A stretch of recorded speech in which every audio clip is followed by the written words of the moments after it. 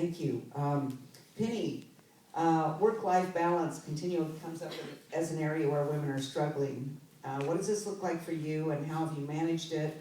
What options have you seen work both with and without financial resources?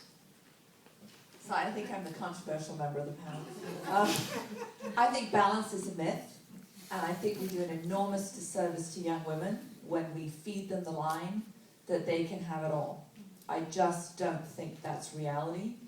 I think we live in a really competitive world, and I don't care what your gender or color is, you are competing with the people next to you, and if they're willing to make more sacrifice than you are, they will get ahead of you. So I think it's really important, if you want to climb the ladder and run a company or run a large team, to get that straight in your head right from the get-go. There is no 9 to 5 nice balanced life where you get to drop your children off and pick them up and run a company. It just doesn't happen. But I will say that in this current technical environment, it is a lot easier than it was 20 years ago, in that we have our smartphones and we have internet at home, and it is possible now to go home and have dinner with your kids and then get back online and work for a couple more hours.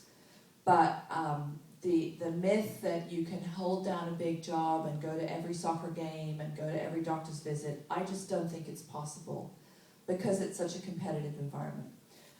I made a lot of very difficult choices as my kids were growing up. I found myself, when my children were 2 and 4 years old, the only woman ever to run a semiconductor company, trying to figure out how to balance, and I was permanently ill, permanently coughing and sneezing, because I had little children. And I reconciled myself to the fact that it was more important to me to drive my career and show my kids that they could do whatever they wanted, they could be whatever they want to be, than be home for dinner every night. You may not agree with my decision, but I simply could not find a way to do both well. I had done one thing really right in my life, though. I married well. And if you look at the statistics of the amount of housework that's done by women, more than childcare is done by women, even if they work full-time, if you can pick a life partner who is willing to share with you, it just makes it a hell of a lot easier. Also, I think being gay would be a lot easier. Watching my gay friends would be a lot easier. I wasn't. But we live in a world where women do carry the majority of the childcare, and they do carry the majority of the household work.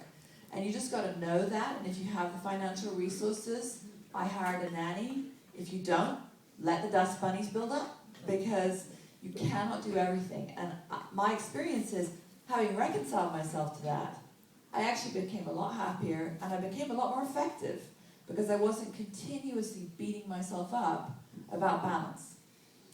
My children would tell you funny stories about it growing up. They could sit on this panel, they're very confident, they're very independent, I wonder why.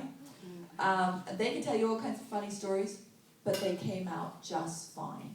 So have the confidence to pursue your career, marry well, and don't pretend that you can have balance. Good, all right. It has been said.